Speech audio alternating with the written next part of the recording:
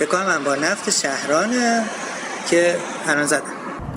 Saudara, kobaran api dan kepulan asap tebal membumbung ke langit setelah serangan Israel menargetkan kilang dan fasilitas penyimpanan minyak di Teheran, Iran pada hari Sabtu waktu setempat. Israel mengklaim telah menyerang beberapa kompleks penyimpanan bahan bakar yang digunakan angkatan bersenjata Iran di Teheran.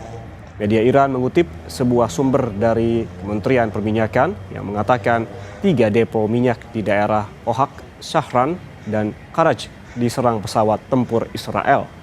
Media lokal Iran juga melaporkan kebakaran besar terjadi di kilang minyak Teheran akibat terkena rudal.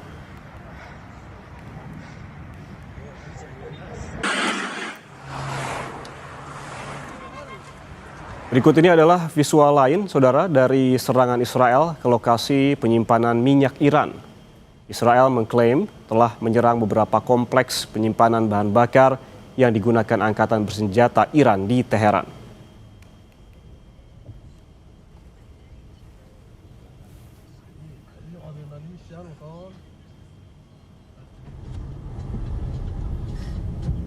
Sementara, saudara, rekaman saksi mata yang dirilis pada Minggu waktu setempat menunjukkan kobaran api besar yang membakar depo bahan bakar Aqdasiyeh di ibu kota Iran. Reuters mengonfirmasi lokasi video itu terjadi di Teheran. Pemerintah Iran melaporkan serangan ke sejumlah depo minyak pada 7 Maret. NASA Firms mendeteksi aktivitas termal yang mengacu pada lokasi gudang bensin Aqdasiyeh.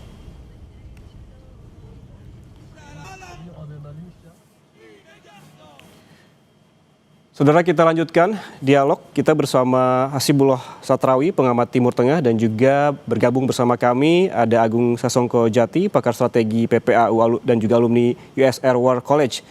Selamat pagi Bapak-Bapak. Pagi Mas. Selamat pagi. Pak Agung, saya ke Anda. Kalau Anda melihat serangan dari Israel dan juga Amerika yang gencar akhir-akhir ini ke Iran, dan juga Iran tampaknya memilih untuk bertahan, strategi apa yang tengah dimainkan oleh Amerika? Saya mungkin agak merubah sedikit, bukan bertahan. Iran melaksanakan counter attack. Jadi pertahanan terbaik adalah menyerang, makanya lakukan counter attack. Oke. Dan dari berita-berita tidak ada atau sedikit berita mengenai serangan Iran terhadap Israel, namun tidak ada di berita tidak berarti tidak terjadi. Amerika saat ini melakukan serangan untuk menekan, mempressure dengan menghantam fasilitas publik yang seharusnya kalau dia konsisten bahwa dia melaksanakan untuk merebut hati dan pikiran daripada rakyat Iran, yang diserang hanyalah yang terkait, yaitu rezim ya, atau yang dianggap sebagai kekuatan ataupun pasukan dari rezim atau yang terkait. Tapi sekarang sudah menyentuh ke yang merupakan kebutuhan rakyat banyak, dengan harapan rakyat akan menyalahkan pemerintah. Namun itu berlaku hanya untuk di negara-negara yang memang sistem medianya dan sistem budayanya yang seperti itu. Namun kan kita tahu Iran berbeda ya. Selama 40 tahun berhadapan dengan Amerika secara politis, itu sudah menghasilkan sesuatu, kalau kita bilang adalah evolusi yang cepat, revolusi yang mereka mengubah cara berpikir, budaya, dan mengubah struktur bagaimana keputusannya sehingga tidak kompatibel dengan model keputusan atau cara menentukan pendapat di negara lain, yang terbukti dengan hal-hal yang dilakukan dengan kehancuran besar-besaran atau serangan besar-besaran pada titik-titik center of gravity yang berlaku bagi negara lain. Ternyata pada saat itu diterapkan di Iran sama sekali tidak berlaku dan tidak ada sedikit pun terjadi keberhasilan daripada tujuan sesuai dengan standar negara lain.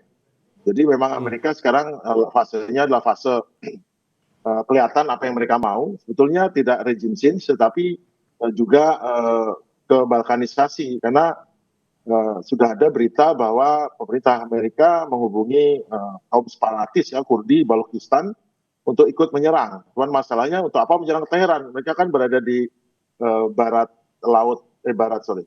utara northwest, barat laut lah istilahnya, barat laut yang untuk apa dia ke Teheran? Dia nggak perlu merebutnya, dia pengen merdeka, pengen terpisah. Makanya serangan sampai 2.500 sampai 3.000 serangan Amerika saat ini itu ditujukan ke seluruh Iran, ke 22 provinsi tentu tujuannya untuk mematahkan kekuatan daripada pasukan reguler Iran dan Garda Republik serta polisi, sehingga memberi peluang kepada para separatis atau para pemberontak untuk mengambil alih minimal di situ. Cuman kita tahu bahwa pemberontak Kurdi yang ini sudah 2 kali ditipu ataupun dibohongi Amerika. Pertama adalah pada saat mereka diminta berontak menghadapi Saddam Hussein, dan setelah ternyata Saddam Hussein tidak berhasil digulingkan setelah Kuwait, itu malah Saddam Hussein menghajar Kurdi yang pertama di Irak. Yang kedua kemarin di Suriah, pasukan Kurdi membantu Amerika dengan harapan mendapatkan suatu keuntungan politik di masa depan. Ternyata pada saat Amerika menjalin hubungan baik dengan pemerintahan Suriah yang baru, Kurdi dipaksa untuk mengalah dan kembali tunduk berada di bawah Suriah. Dan untuk ini tentu sesuai dengan yang kita ketahui, tidak semudah itu pimpinan Kurdi di Iran akan mengikuti kemauan Amerika untuk menolong, karena tahu bahwa Amerika tidak bisa dipegang, apalagi Donald Trump. Jadi itu yang sementara saya lihat. Oke, Pak Agung, informasi yang juga beredar begitu ini bukan lagi perang menggunakan rudal begitu, tapi juga ada perang intelijen di sini, di mana Iran disebutkan dibantu oleh Rusia begitu. Ini akan seperti apa Anda melihatnya? Namun jangan dijawab dulu, kita kembali saat lagi, tetaplah bersama kami di Breaking News Kompas TV.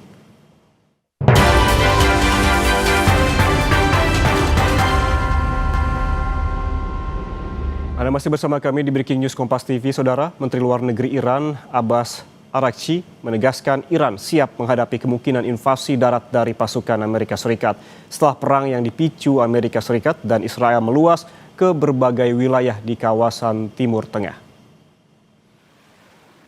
Menlu Iran menolak kemungkinan negosiasi dengan Amerika Serikat dan menegaskan bahwa Iran tidak pernah meminta gencatan senjata.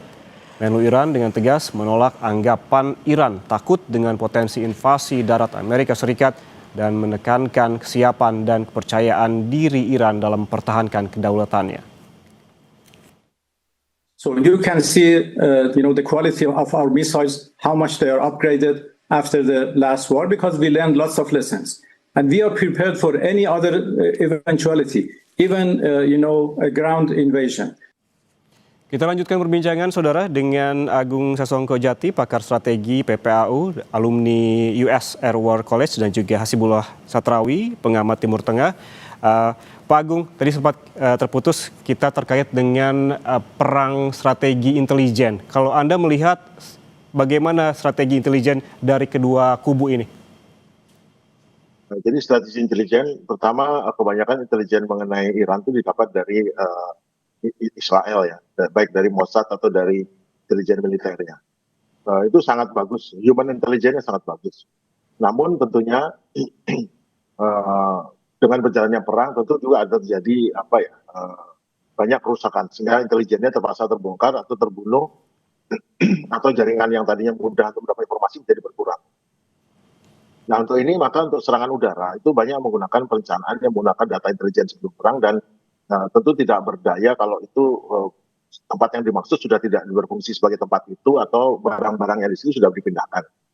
Dan kontra intelijen Iran juga tidak kalah, karena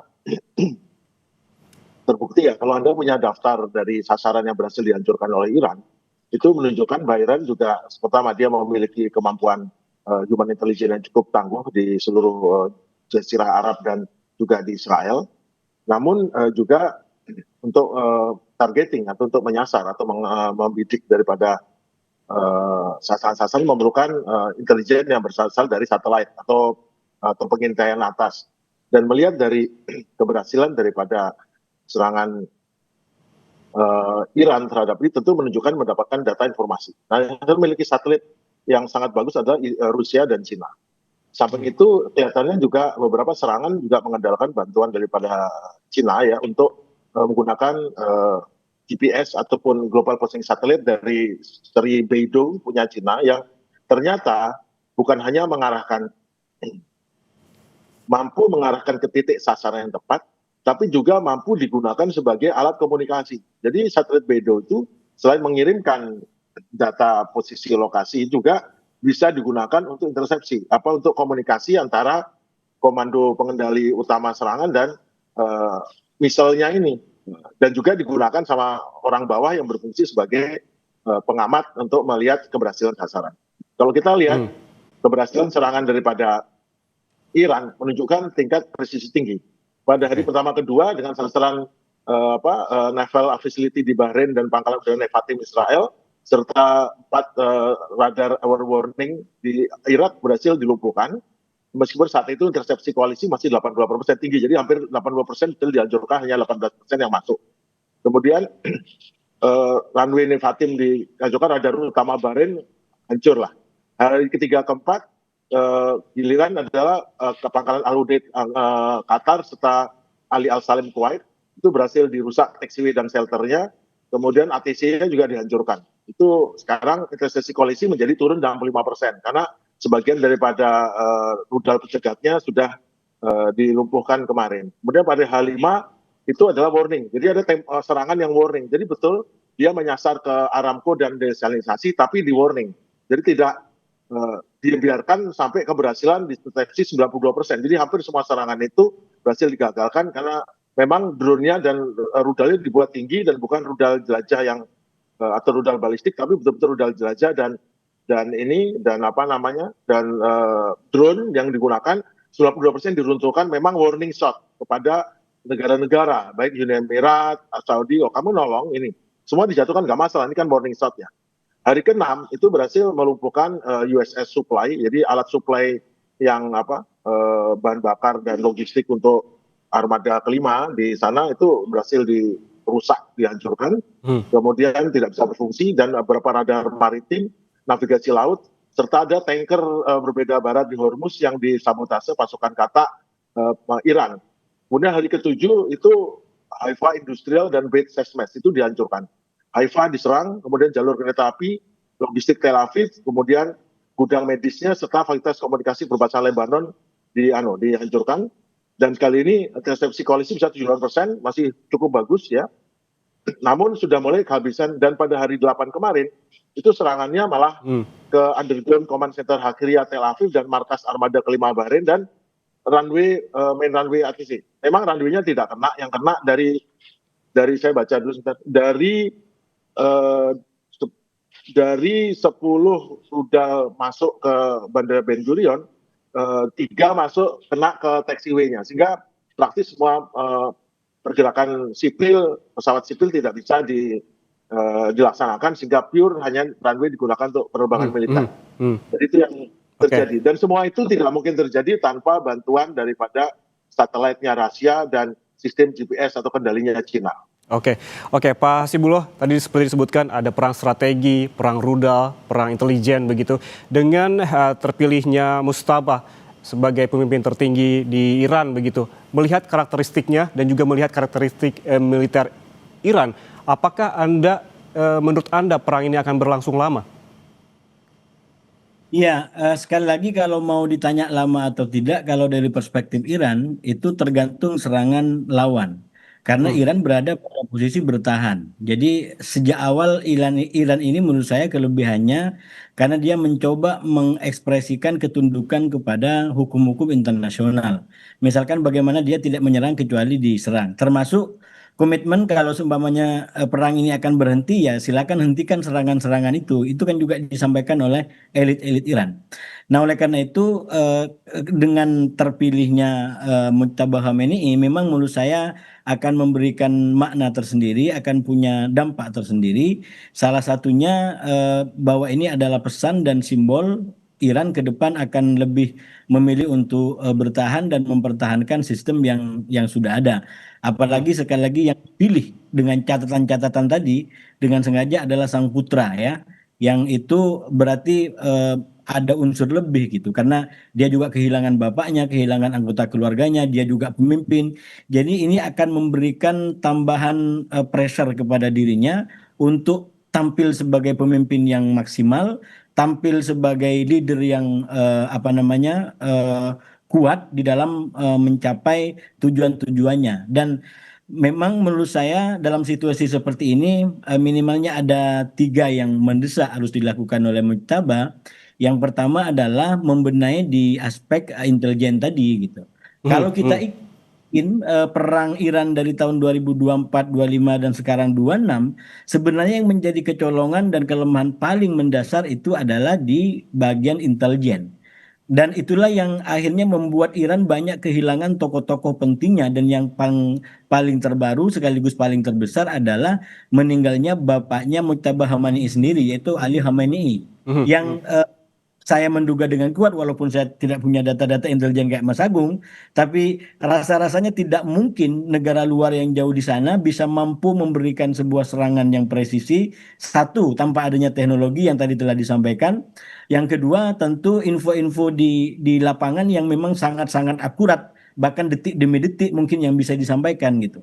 Hanya itu yang bisa menjelaskan apa namanya meninggalnya tokoh-tokoh besar di Iran. Dan sekali lagi bukan hanya pemimpin tertinggi. Katakan sebelumnya terbunuhnya pemimpin Hamas juga di sana. Katakan juga sebelumnya terbunuhnya apa namanya jenderal kawakan Iran yang meninggal di Irak kalau tidak salah tahun 2019 atau 2020 yaitu apa namanya Sulaimani. Ini merupakan guru besar atau arsitek daripada pembuatan jaringan eh, kekuatan Iran keluar terutama ke wilayah-wilayah perlawanan sehingga terbentuk pola proksi yang sekarang sangat kuat minimal kalau kita lihat sebelum perang 7 Oktober 2023 yaitu Hezbollah di Libanon lalu kemudian ada Hamas, ada Houthi dan lain sebagainya. Nah, arsitek atau otak yang dianggap sebagai sangat berperan besar dalam pembentukan semua ini adalah Sulaimani yang juga meninggal akhirnya di Irak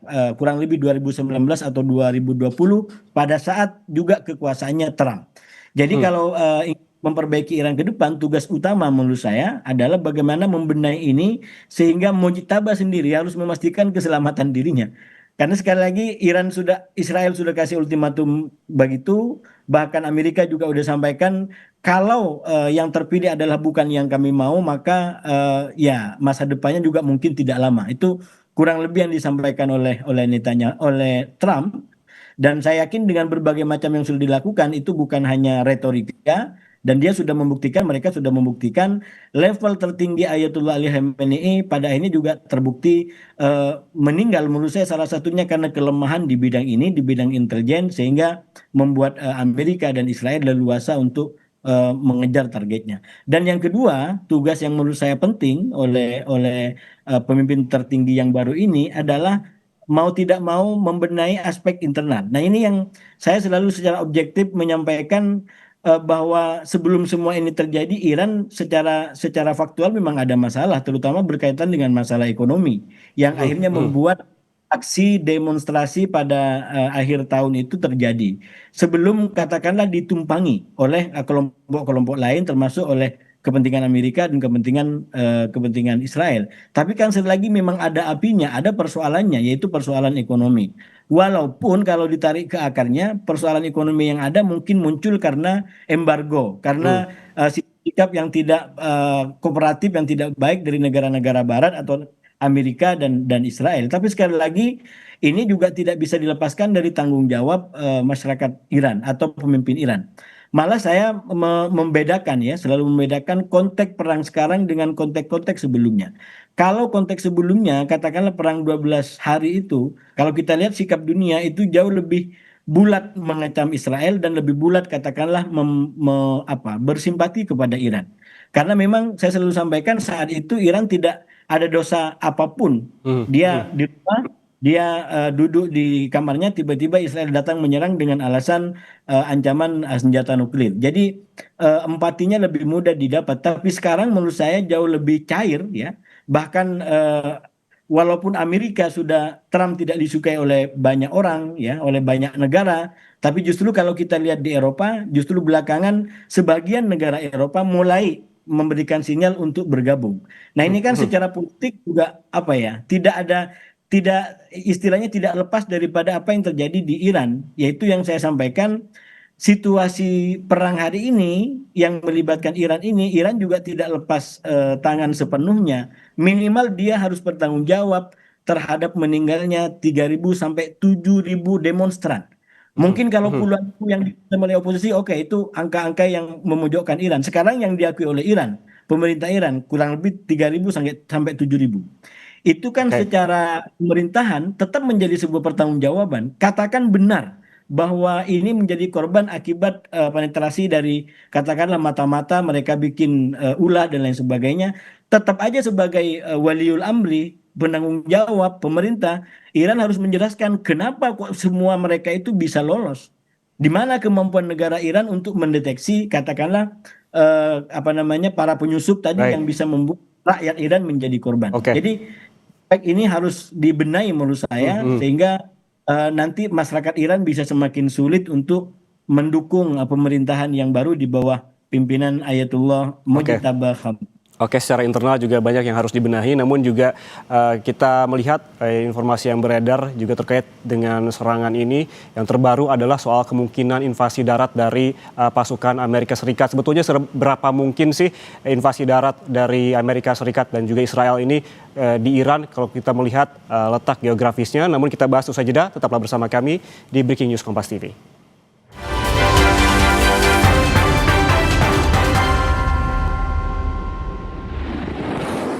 Saudara Presiden Amerika Serikat Donald Trump membuka kemungkinan pengiriman pasukan darat untuk mengamankan persediaan uranium yang dimiliki Iran.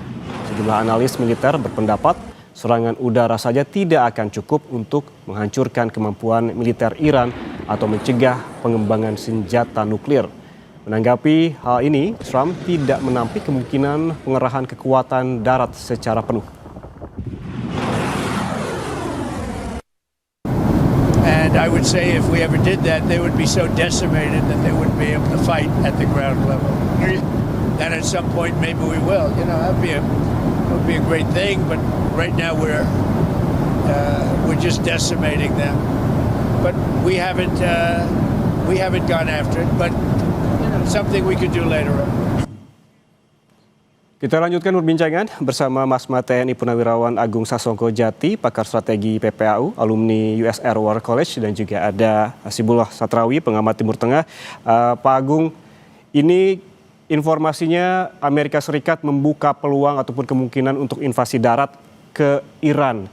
Kalau melihat letak geografis di sana, seberapa memungkinkan invasi darat? Mungkin saja invasi darat. Namun masalahnya adalah kondisi geografis dan kondisi kemampuan logistik Amerika. Pertama adalah untuk mengadakan invasi darat itu perlu waktu mungkin setengah tahun minimal untuk menyiapkan pasukan. Pertama, pasukan disiapkan di mana? Apakah bisa di Irak? Apakah bisa di tempat lain untuk menyerang masuk? Dan kalau sudah ada di situ, apakah mereka bebas dari gangguan ataupun serangan rudal daripada Iran? Dan apakah negara-negara pendukung Iran, China, Rusia, Korea Utara, dan lainnya akan diam saja, tidak mengizinkan masuknya pasukan sukarelawannya untuk datang, dan tidak sukarelawan, tidak hanya sukarelawan, itu juga dengan alutsista seperti rudal jelajah, rudal balistik, rudal kemudian pangkalan, mereka punya pangkalan itu yang susah. Kemudian apakah negara sekelilingnya mau mendukung untuk ini kan dengan resiko banyak resiko di dalamnya untuk mendukung Amerika dalam pengerahan pasukan. Kemudian itu ribuan ton logistik setiap hari harus tersedia. Kemudian Iran itu memiliki doktrin defense in depth, ya. Nanti pasukan darat akan menghadapi loitering munition, drone bunuh diri, rudal anti tank generasi terbaru, dan tank-tanknya itu kan juga sulit masuk ke gunung-gunung. Kemudian teknologi tinggi tidak bisa berhadapan dengan musuh. Berarti mereka akan seperti di Vietnam berhadapan dengan penduduk. Mereka akan sulit membedakan antara penduduk dengan tentara basis, karena banyak tentara cadangan Iran yang ada di situ. Kemudian dengan tanpa mandat PBB, artinya memang tidak kehendak Amerika sendiri. Ini adalah perang yang orang Amerika kalau ditahan bukan kombatan yang legal.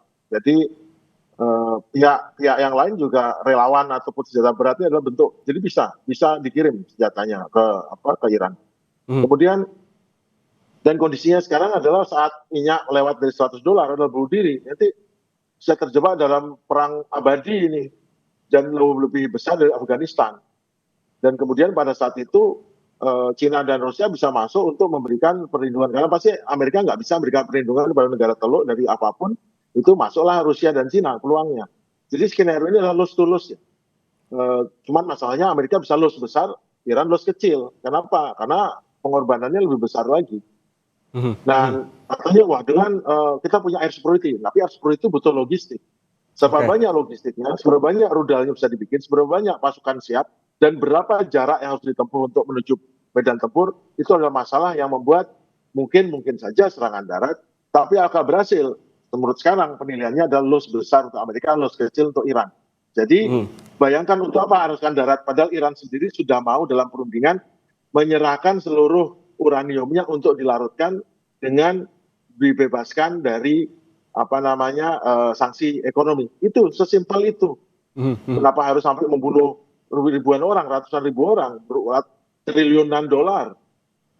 Berarti ini kan bukan kepentingan Amerika, ini kan kepentingan Israel. Tidak ada sedikit pun keuntungan Amerika untuk melakukan hal ini. Oke, baik. Pak Hasibuloh, kalau kita melihat bahwa soal kemungkinan invasi darat oleh Amerika Serikat dan juga Israel ke Iran untuk mengamankan persediaan uranium, kalau Anda melihat celah pintu masuknya dari mana? Ya, terima kasih Mas. Kalau kita mengikuti perkembangan di bagian ini di media-media Timur Tengah, maka secara posisi saat ini Amerika masih berada pada posisi seakan-akan tidak mempertimbangkan untuk mengambil opsi serangan darat, walaupun secara retorika Trump selalu sampaikan bahwa kami tidak mengenyampingkan itu, tapi rasanya untuk sekarang belum menjadi opsi. Dan yang memang berbeda sikapnya justru dari pihak Israel. Nah, Israel sangat ambisius dari awal dan saya juga sampaikan berkali-kali bahwa sebenarnya pengorder perang ini adalah Israel dengan segala macam ketakutan atau mungkin kepentingan yang ingin mereka capai. Nah, namun demikian kalau kita melihat pola kerjasama komunikasi yang dibangun di antara Amerika dengan Israel, walaupun di awal tampaknya tampak bertentangan, kita tidak bisa langsung menangkap ini seutuhnya akan demikian. Contohnya kebijakan perang ini juga awalnya kurang lebih sama, bahwa Amerika selalu tampil dengan statement seakan-akan mengedepankan diplomasi ini dan itu, tapi ketika diplomasi betul-betul baik, toh pada akhirnya serangan juga dilakukan dan saat itu baru ada pernyataan resmi dari Israel bahwa sebenarnya keputusan untuk perang sudah diambil semenjak kunjungan terakhir Netanyahu ke Amerika pada Desember akhir tahun lalu. Artinya apa? Ini ada komunikasi-komunikasi jebakan. Ini ada pernyataan-pernyataan yang tidak selalu seperti yang ada di belakang. Nah, kalau dibaca dalam konteks itu, walaupun Amerika sekali lagi secara resmi seakan-akan tidak mempertimbangkan, saya justru menduga serius adanya opsi untuk mengambil kebijakan serangan darat ini. Dan kalau ditanya tadi celahnya lewat mana, menurut saya dari berbagai macam kita pelajari kebijakan Amerika yang ada selama ini, kemungkinan besar Amerika tidak akan terjun langsung, menerjunkan langsung pasukan-pasukannya minimal dalam jumlah besar. Dan yang kedua, mereka akan mengandalkan katakan milisi-milisi lokal, kelompok-kelompok lokal yang memang sudah terlatih menguasai medan, seperti tadi kesulitan medan disampaikan oleh Mas Agung. Dan pilihannya kemungkinan adalah akan kepada kelompok Kurdi ataupun kelompok-kelompok perlawanan lain, kelompok-kelompok yang ingin merdeka dari Iran dan di sekitarnya. Tapi sekali lagi saya menduga mungkin itu akan dengan Kurdi. Nah, kalau dengan Kurdi maka memang ini kayak semacam kemungkinannya cukup besar karena Iran sudah mempunyai pengalaman yang cukup bagus kerjasama dengan Kurdi tanpa harus melibatkan dirinya seperti yang dialami dalam perang Irak tahun 2003 dan perang di Afghanistan, yang kemudian banyak koreksi di dalam karena banyak menimbulkan juga korban jiwa. Nah, sebagai pembelajaran dari itu semua, pilihan kepada Kurdi dalam konteks Syria selama ini membuahkan hasil yang cukup baik, terutama ketika menghadapi ISIS. Karena di satu sisi Amerika tidak perlu menghadirkan dalam jumlah banyak pasukannya, justru yang menjadi ujung tombak adalah pasukan Kurdi, yang sekali lagi kelebihan pasukan Kurdi dibanding tentara Amerika sendiri, dia sudah terlatih, dia sudah menguasai medan, dan tinggal katakanlah dipersenjatai dengan senjata-senjata yang dimiliki oleh Amerika yang itu lebih unggul daripada